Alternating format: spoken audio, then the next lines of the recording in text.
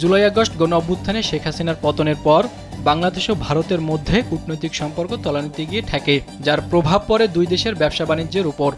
বাংলাদেশ ও ভারতের মধ্যে সম্পর্কের অবনতি হয় সবচেয়ে বেশি ক্ষতিগ্রস্ত হয়েছে ভারতের পেঁয়াজ ব্যবসায়ীরা। কারণ প্রতিবেশী দেশের পেঁয়াজের সবচেয়ে বড় ক্রেতা ছিল বাংলাদেশ, কিন্তু ভারত থেকে পেঁয়াজ আমদানি অনেকাংশেই কমিয়ে দেওয়া হয়েছে। এছাড়া দেশটির পেঁয়াজের আরেক ক্রেতা সৌদি আরবও মুখ ফিরিয়ে নিয়েছে। এই দুই দেশই পেঁয়াজের জন্য এখন পাকিস্তান ও চীনের দিকে ঝুঁকছে। এর ফলে ভয়াবহ মন্দার মুখে পড়েছেন ভারতের পেঁয়াজ ব্যবসায়ীরা। স্যান্ডেলিনা সো, রূপচর্চায় আভিজাত্য।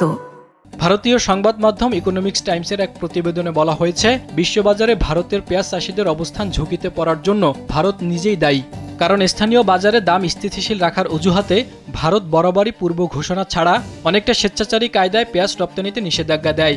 এর ফলে পেঁয়াজের ক্রেতা দেশগুলো এখন আমদানির বিকল্প উৎস খুঁজে নিয়েছে। পাশাপাশি ভারতের পেঁয়াজের বীজ ব্যবহার করেই প্রতিদ্বন্দ্বী দেশগুলো পেঁয়াজের উৎপাদন বৃদ্ধি ও নিজেদের স্বনির্ভর করেছে বলে জানিয়েছে বিশেষজ্ঞরা। ভারত একসময় তাদের মোট পেঁয়াজ রপ্তানির প্রায় 3/4 বাংলাদেশে সরবরাহ করত, কিন্তু গত 8 মাসে চাহিদার তুলনায় খুবই কম পেঁয়াজ আমদানি করেছে ঢাকা, যদিও বাংলাদেশে পেঁয়াজের দাম আগের তুলনায় 3 গুণ বেশি। এছাড়া গত প্রায় 1 বছরে সৌদি আরবও ভারত থেকে খুব কম পেঁয়াজ কিনেছে। রপ্তানিকারকরা জানিয়েছেন, পেঁয়াজের বীজ অবৈধভাবে বাংলাদেশ সহ ভারতের অন্যান্য ক্রেতাদের কাছে চলে যাচ্ছে। এর মধ্যে আমদানিকারক দেশগুলো স্বনির্ভর হচ্ছে, যা এই খাতে ভারতের আধিপত্যকে আরও দুর্বল করছে।